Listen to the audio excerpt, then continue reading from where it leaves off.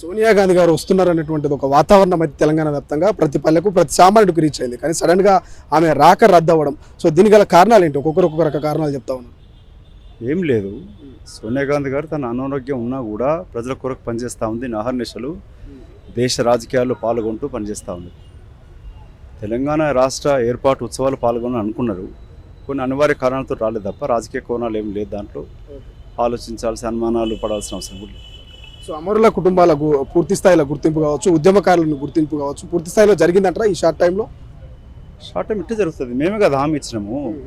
అమరుల కుటుంబాలకి 250 గజాల పొలం ఇవ్వడం కాకుండా ఆర్థికంగా 20 లక్షలు కూడా ఇస్తామని చెప్పి కూడా కాంగ్రెస్ పార్టీ మేనిఫెస్టోని చెప్పినాం. అవన్నీ నెరవేరుస్తాం.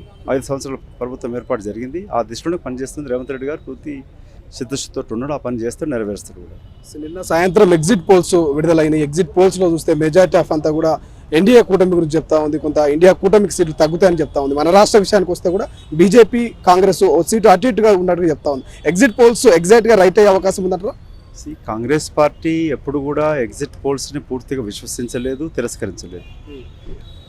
2014 కన్నా ముందర ఎగ్జిట్ పోల్స్ అనేటివి రాజకీయ లబ్ధి కొరకు కాకుండా, లేక కొన్ని ఛానళ్ళు కానీ సంస్థలు కానీ చిత్తశుద్ధితోటి పనిచేసేటివి. మోదీ ప్రభుత్వం ఏర్పడ్డాక స్పాన్సర్స్ తోటి మ్యానిపులేషన్ చేస్తూ మేనేజ్మెంట్ జరుగుతూ ఉన్నది. కొన్ని ఛానళ్ళు తమ టీఆర్పీ పెంచుకోవడానికి కొరకు, లబ్ధి చేకూర్చడానికి కొరకు ఈ డిబేట్లు పెట్టి చేస్తూ ఉన్నారు. 2004లో మీరు తీసుకుంటే ఎగ్జిట్ పోల్స్ ఏం చెప్పినది? ఎన్డీఏ ప్రభుత్వం వాజ్పేయి గారు తిరిగి వస్తారని చెప్పినారు. 2015లో బీహార్లో బీజేపీ పార్టీ ప్రభుత్వం వస్తుందని చెప్పింది. ఎన్నోసార్లు తారుమారు అవ్వడం జరిగింది ఎగ్జిట్ పోల్స్ అనేది. కాబట్టి కాంగ్రెస్ పార్టీ ముందు పాల్గొని అనుకున్నది, కానీ నిర్ణయం తీసుకుంది. ఎందుకనంటే ప్రజాస్వామిక క్షేత్రం, ప్రజాస్వామ్యంలో ఇలాంటి చర్చలు పాల్గొంటూనే నిజాలు బయటికి తీసుకొస్తూ మోదీ గారి యొక్క ప్రభుత్వం యొక్క అసలు ఉద్దేశాన్ని చేయడం జరుగుతుంది. రెండో విషయం, కాంగ్రెస్ పార్టీ రాహుల్ గాంధీ గారు రేపటి ఎన్నికల కొరకు పనిచేయడు. రేపటి భవిష్యత్తు కొరకు, బిడ్డల భవిష్యత్తు కొరకు పనిచేస్తాడు. రాజకీయ లబ్ధి కొరకు కాకుండా ఒక కాంగ్రెస్ పార్టీ అధినాయకుడిగా ప్రధానమంత్రి పదవి తిరస్కరించిన వ్యక్తి రాహుల్ గాంధీ గారు, సోనియా గాంధీ గారి తర్వాత. ఎన్నికల గెలుపోవటం సంబంధం లేకుండా సామాజిక న్యాయం జరగాలి, జనగణన జరగాలి, జనాభాలో ఉన్న జనాభా సంఖ్యను బట్టి దేశ సంపద కూడా పంచాలనే ఉద్దేశంతో పనిచేస్తూ ఉన్నాడు. ఈరోజు ఎన్నికలు గెలిచినా గెలవకపోయినా, లేక 1984లో రాజీవ్ గాంధీ గారు ప్రధానమంత్రి అయినప్పుడు ఇదే ఐటీ ప్రవేశపెడితే ఇన్ఫర్మేషన్ సిస్టమ్ కానీ టెలికమ్యూనికేషన్స్ రెవల్యూషన్ తీసుకొచ్చినప్పుడు హేళన చేయడం జరిగింది. బీజేపీ పార్టీ అప్పటి నాయకుడు వాజ్పేయి గారు, అద్వానీ గారు ఎడ్లబండి ఎక్కి పార్లమెంట్కి పోవడం జరిగింది. ఇన్ఫర్మేషన్ టెక్నాలజీ తిరస్కరించిన వాళ్ళు ఇవాళ ట్విట్టర్ నుంచి మాట్లాడుతూ ఉంటారు నరేంద్ర మోదీ గారు.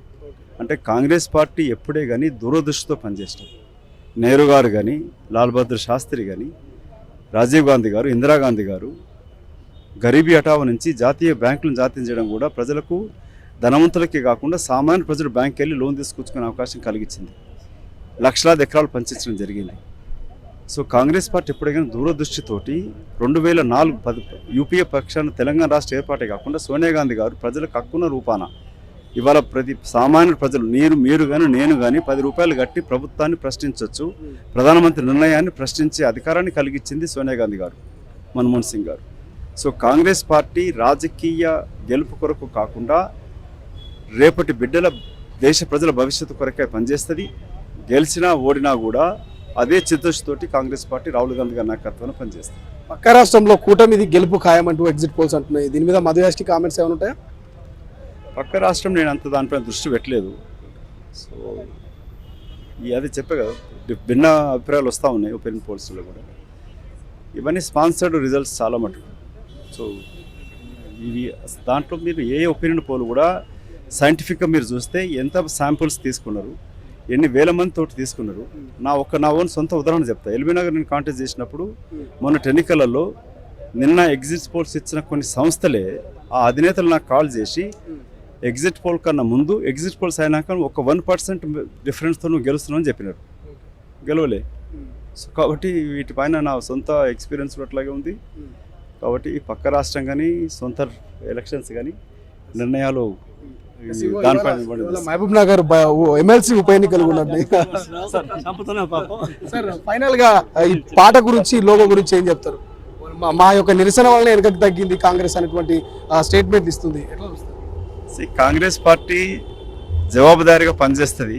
అందులో ముఖ్యంగా మా కామ్రేడ్ సోదరులు మా పెద్దలు నారాయణ గారు ఇక్కడ ఉన్నారు.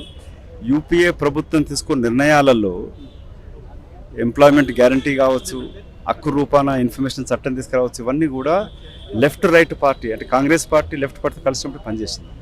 ఇక్కడ కూడా ప్రజాస్వామికంగా ప్రజల అభిప్రాయంగా అనుగుణంగానే పనిచేస్తుంది. మేము అటు ఇటు పోతే దారి తప్పితే కూడా దారి చక్క పెట్టడానికి మా లెఫ్ట్ కామ్రేడ్ సోదరులు కూడా ఉన్నారు. కాబట్టి తెలంగాణ ప్రజలు విశ్వాసంతో నమ్మకంతో ఉండొచ్చు. కాంగ్రెస్ పార్టీ ప్రజల అనుగుణంగానే ప్రజల ఆకాంక్షలకు అనుగుణంగానే నిర్ణయం తీసుకుంటుంది. కేసీఆర్ లాగా ఫామ్ హౌస్లో వండుకొని తన కుటుంబ అభివృద్ధి కొరకు నిర్ణయం తీసుకోదు. సో ఫైనల్ ఒక మాట, బీసీ బిడ్డ పిసిసి అధ్యక్షుడిగా చూడబోతున్నాం. ప్రధానంగా మధ్యాజ్కి పేరు వినిపిస్తున్నాం. అది అధిష్టానం నిర్ణయం తీసుకుంటుంది. అప్పుడు చూద్దాం. అసలైన తొలి వెలుగు. ఫాలో వాట్సాప్ @తొలి వెలుగు official.